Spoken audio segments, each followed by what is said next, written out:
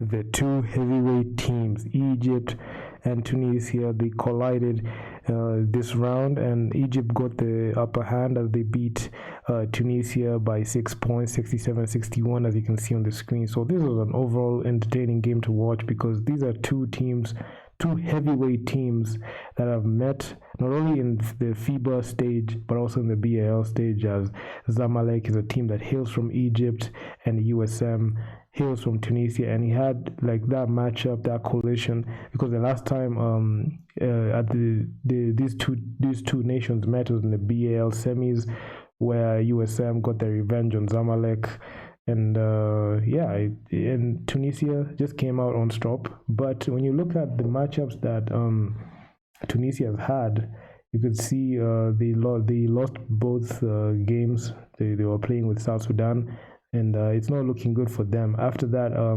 AfroBasket win, I don't know what's going on with the Tunisian side, as Egypt are just here to just collect the pieces that they left off when they were suffered at the hands of Tunisia. So Egypt, they got to one up Tunisia in this round, and let's just get into it. So we've got our top performers right there. You have Assem Murray from Egypt, plus 18 efficiency. He had a double-double, 15 points, 13 rebounds, 1 assist, 1 steal, 1 block.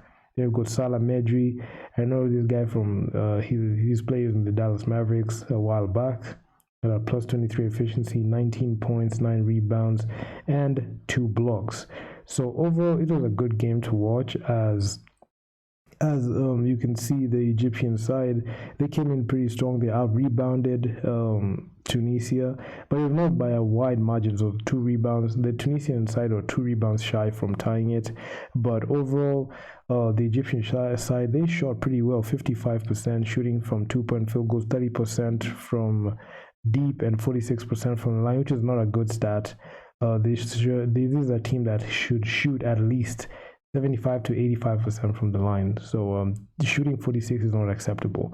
Although they shot pretty well from the field, 46%, they need to get it together at the line because it's not looking good. Because you can see the Tunisian side, they shot 66% from the line, and they shot an abysmal 33% shooting from the field. Out of 60 attempts, they only made 20, so they lost 40 field goals.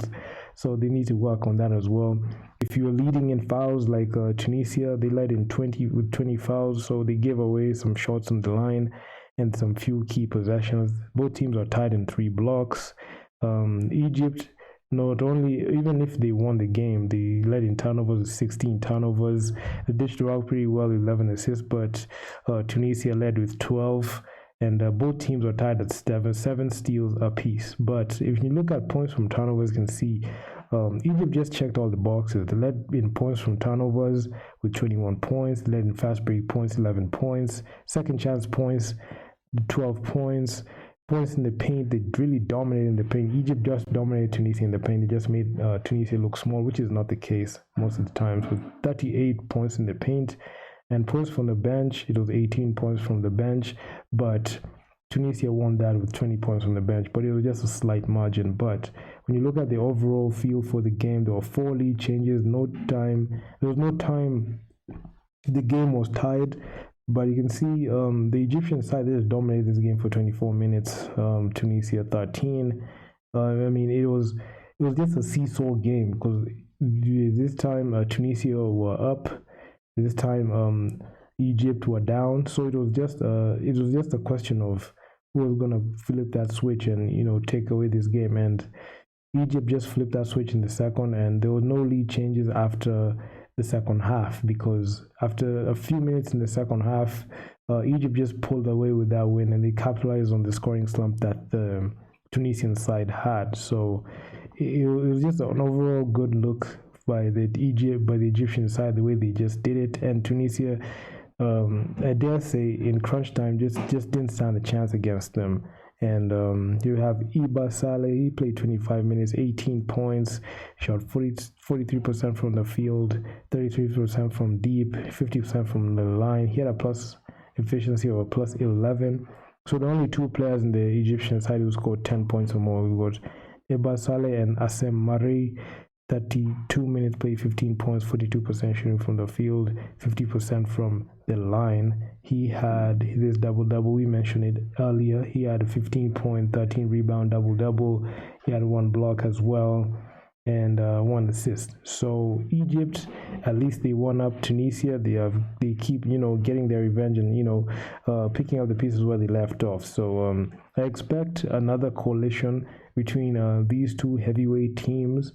Hopefully in the future, maybe if they go deeper, we can be able to see if these teams are going to collide again, because this game was just entertaining to watch all through. You could just see offense and defense. You could see the separation of class between the other nations. You could see like these two teams are just on a stratosphere of their own. So hopefully you can be able to see more of them, more of these games, more of these high octane games moving forward. So yeah, so please be sure to leave your feedback down in the comment section what you think about this matchup, because Egypt versus Tunisia is just a good matchup to see, and it's very entertaining. You're seeing how both teams mesh, both offensively and defensively. And yeah, man, subscribe to the channel, hit the bell, because I'm dropping more videos on this nature. And I'm out.